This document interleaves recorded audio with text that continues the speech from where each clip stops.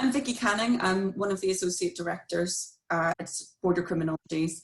And myself and Francesca Esposito wanted to spend the first week in October commemorating the lives lost at Lampedusa on the 3rd of October 2013. And we wanted to do so by thinking about what has changed, what has intensified in relation to borders, and particularly in terms of sea crossing. So we're going to speak to some people this week who can tell us a lot more about that. And the first person we're going to speak to is Karam Yahya, who is calling in today from Berlin. And Karam arrived in Germany in 2015. He's finishing his master's now in anthropology, focusing on liminality at Humboldt University, and has done a lot of research, but also a lot of, I would say, activism, Karam, would you say, with NGOs and people who are crossing borders in the Mediterranean and also in Germany. So I'm just going to start by asking you if you can, outline how much do you think has changed in the last few years in terms of border crossing and controls? Thank you, Vicky. I will answer directly. I think I always say, and what I saw in Greece and after crossing to Germany in 2015, that it was the fastest policy change that I ever seen. Very fast changing border control, very fast deciding new border rules, and which in its turn affect on also the people status, the people situation, crossing from refugee to illegal migrant, to too many things that you maybe as a human cannot really directly deal with. It's very new, and sometimes you are, of course, if you're escaping war or violence, you don't really think what's that, and maybe later you realize, but at least back to 2015 when I crossed to Greece and then to Germany, it was a bit less threatening in a way. Maybe because it was 2015, a bit before the time. So just saying that, of course, it's very fast, and it needs to be researched. Mm. And whenever you went back, was it 2016 that you went back to also support in sea rescue missions? Yes, actually, the moment I arrived to Germany, I stayed, I lived a bit here, and then, of course, it was responding, like there was a call for humanitarian aid workers to respond to the move of people. And I didn't start working by then. I started working in a humanitarian emergency response in 2013. But then when I came to Germany, first coming back to Greece was in actually March 2016, before going to the sea rescue. Yeah, there was Idomeni event where people were stuck,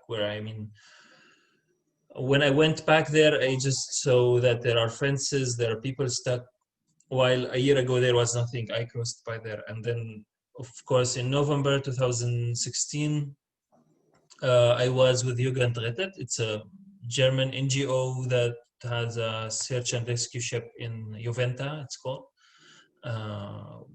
We departure from Malta to the sea search and rescue zone close to the Libyan shore. So what we're seeing now across the Mediterranean has been an increase in the use of militarized approaches rather than sea rescue missions. It is particularly between the Libyan border and Italy, and also, as you say, around Malta. So there seems to be an increase in kind of people, governments, states not wanting to take responsibility for boats that are arriving in Europe, and rather want to send them back, particularly to Libya or... Yeah, I would say my point... Do you hear me well? Okay. Yes, I can hear you. Yeah, okay.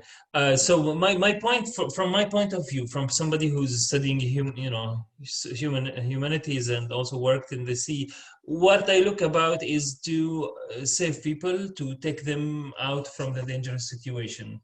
I know that there are a lot of issues related to the people coming to Europe, or to get into society and everything. But what I focus about is to save the people, and that's the main point for me. Because when I was in the sea, the only thing that I wished is to have a second chance. And that's my main motivation out of helping the people, just save them from the sea. I mean, or save them, because most of the people, they might feel trapped, especially when they come to Libya and then they get into the boat. I think it's much more complicated than how they show it in the media. That's the problem for me. Like, when some people are in the boat, they have to be rescued. That's the main point for me. Of course, then I want them to go in and then to go further in the system in Europe and to have a better life. Everybody deserves that.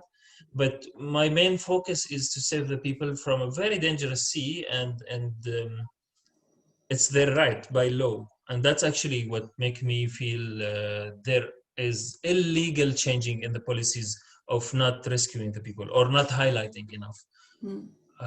Yeah. I think, I mean, this is probably the key thing is for me, and you know, and I know that we've discussed this before, is that we know that if there is not rescue intervention, we know if there aren't these missions, that people's lives will actually be lost. So that then becomes, I think, a decision. And by choosing not to respond, by not to save people, the right to life is completely eliminated. And that seems to be increasing. I mean, I hate to use this example, but you know, if you put someone in the sea and watch them, you know that eventually they're going to drown. So we know there's this thing for me about knowledge. We know this is going to happen. So this then leaves us with a lack of accountability because of the lack of intervention. So I think what you're kind of highlighting here is whatever happens to people beyond saving, the first thing that has to be done is to be saved, and thus the infrastructure really needs to be there. Mm-hmm. Do you think, I mean, do you think that, how do we move, what do you think would be ideal ways to move forward so that the infrastructure shifted from not responding or from responding as a kind of military approach to thinking about, you know, how do we support people's right to life, really? Oh, it's quite difficult question because it's so related to other things. Like, also it's related to Africa, to West Africa and people coming from there. So it's a long way of work, and maybe giving information and knowledge to people on the way, and maybe it's a really. But what I think is very important for the policymaker to know that when the foreign policy of Europe and fail in countries like Libya, then this it produce this kind of move on, and not protecting borders, as they say. And I think they of course have to work on first, like, Libya as a country is not safe. A lot of fight, and then you can't just close it up and say people cannot come.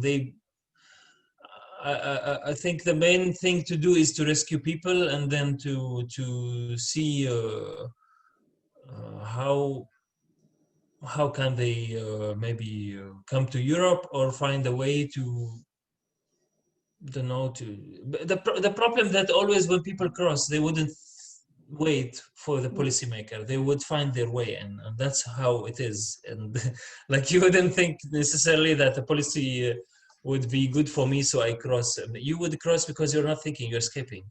The best thing I think we can do is to always to allow us to help. That's all. I mean, not to leave all the way to the traffickers to just, I mean, abuse people. I think just give us the chance to. One of the kind of things that you've just mentioned there, and I just want to go back to, is this.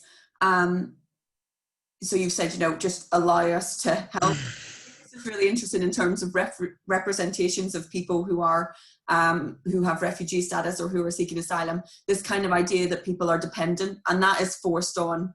You know, that's through policy that forces people to be state dependent, for example, and. I wonder how much I know that you've done research on representations or you've done research with people from Syria who arrived to Germany as well. Yeah. What are the differences between the representations of people arriving and the actual lived reality of people from Syria who you've been working with and researching with and supporting. You mean the difference between who I worked with and who lived Yeah. here? So the difference sort of between inverted commas refugees and obviously I mean people who have refugee status. But what's the difference between that representation in the media and actual reality of people who have refugee status? Oh, it's a good question, and actually, it's a lot of talk about it. It depend. It really depend on the person at first. It depend when did they come, and like to explain more from my point of view, I always research that how long did you wait? How long did you stay, for example, in an island? How much did you suffer of having no kind of social identity? I mean, you arrive and nobody knows who you are, right? Like that was always a problem when you come back to a society and everything is just very new. I think the difference mainly that with time it start to make more pressure I saw on the people. Like one of the questions I asked in my last interviews was how, this is, I'm just quoting a question from the interview, how did your mood shifted since you arrived to Germany until now? And this is like 2015 until 2020. People would say generally that the first year they arrived, they felt good, they felt fine, and then slowly the interruption of memories and past and everything would pump up. At the same time, the image of refugee would be from, like, I mean, let's call a government perspective, would generally make people feel that we are completely tired, we're victimized, and we have to prove always that we're good. That's what you see, the difference between the image and it's back to the person coping. I think coping strategies, some of them cook very well and find their way, but it's just not very easy challenge with a new identity. Yeah.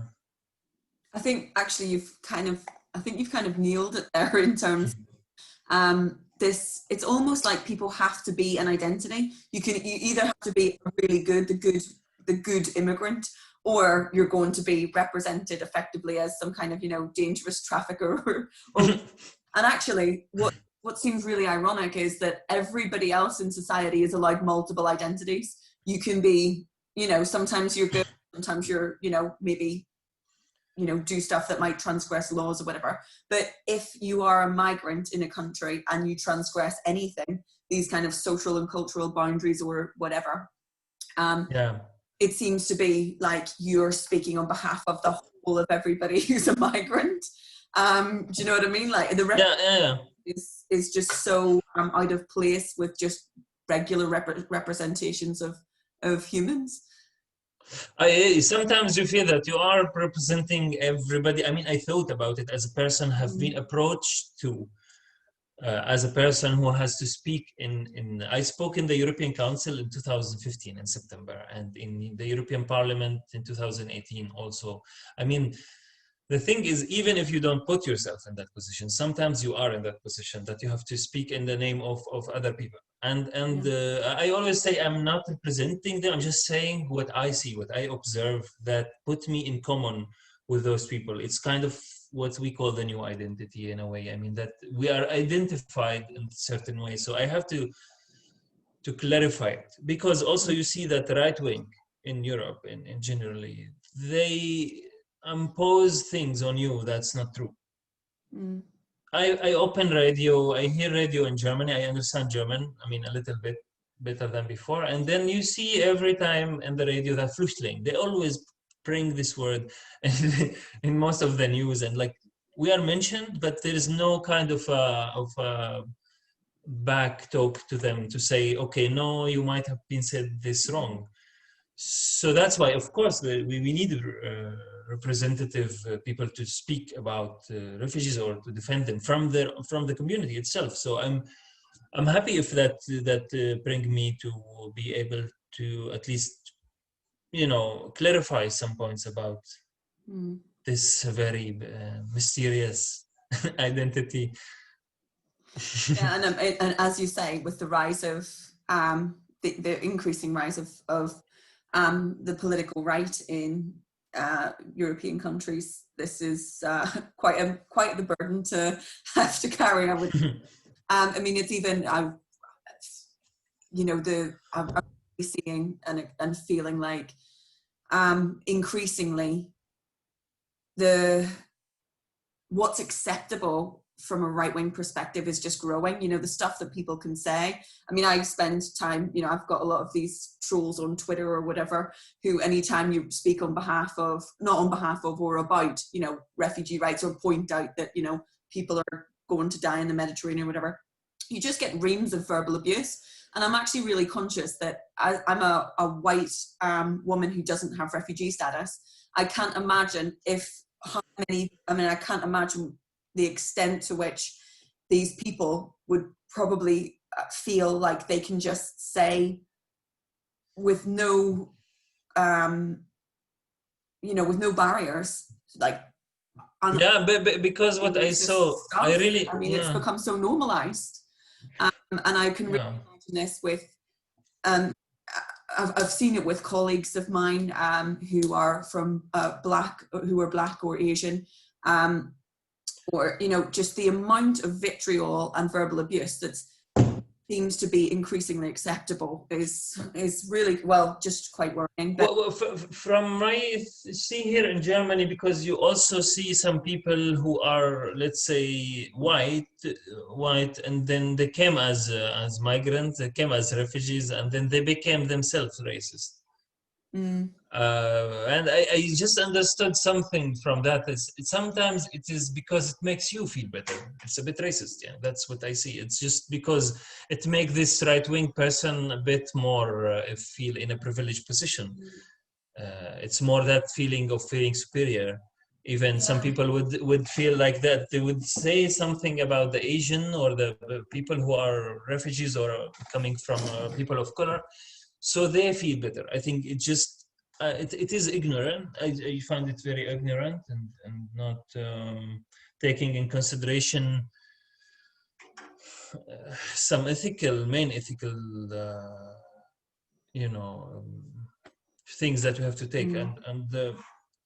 Yeah, I think it just seems like it's becoming a little bit more politically normalized, and I would see these interventions around sea crossings as an example, extensions of racism and Eurocentrism and coloniality, I think, probably.